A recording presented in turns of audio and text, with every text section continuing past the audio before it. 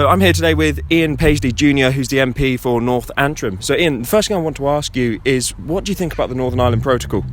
Well, the Northern Ireland Protocol is an absolute and total disaster for Northern Ireland on a number of fronts. First of all, it's destroying our commerce. The single market of the United Kingdom, the single trading market of the United Kingdom, allows us to trade freely with England, Scotland and Wales. Indeed, we send about 70% of what we produce, food and engineered goods, to the rest of GB, to England, Scotland and Wales. But the protocol is now frustrating that. It's putting a restriction on it. It's making it very, very difficult to do that, and it's destroying businesses. So I have businesses here in my own constituency that are now struggling because they're being told by Europe, oh, you must go to Europe. You must buy your goods from European countries.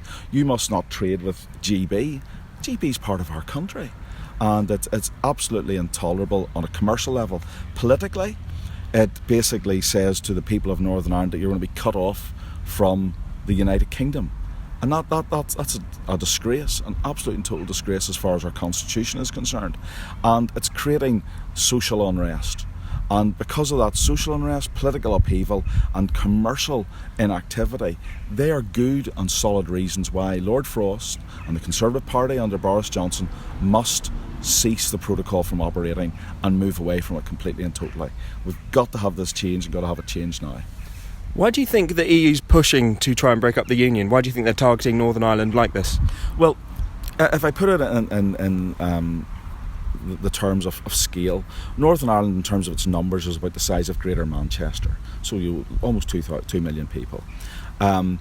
It's a small country.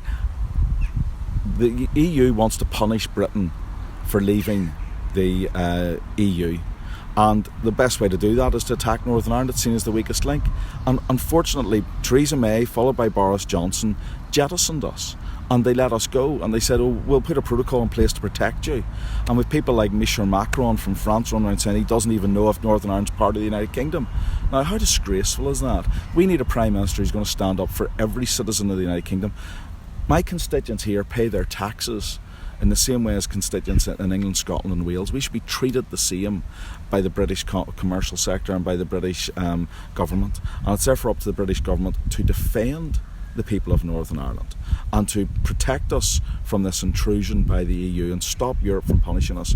Boris Johnson is absolutely right to say he wants Brexit to be done. But as long as there's a Northern Ireland Protocol, Brexit is not done. And I'm currently running a legal case in England in the High Court with a number of commercial entities trying to sue the government until they get Brexit done and stop this commercial discrimination against Northern Ireland. But we need action by the British government now. No, 100%.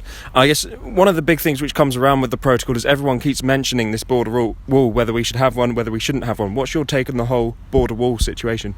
Well, first of all, there is a border on the island of Ireland in law and in fact. I mean, there's different currencies in the Republic of Ireland than there is here. We use our own pound, our British pound. They use the euro south of the border. So there's a currency border. There's a tax border. There's different tax regime north and south. There's a different commercial regime north and south. The Republic of Ireland is essentially a tax haven for large American corporations. Northern Ireland is part of the British Exchequer. So those differences are very, very important and very, very obvious. So there is a real border there. They've now put a secondary border on the Irish Sea to try to prevent proper trade flows between Northern Ireland and the rest of the UK.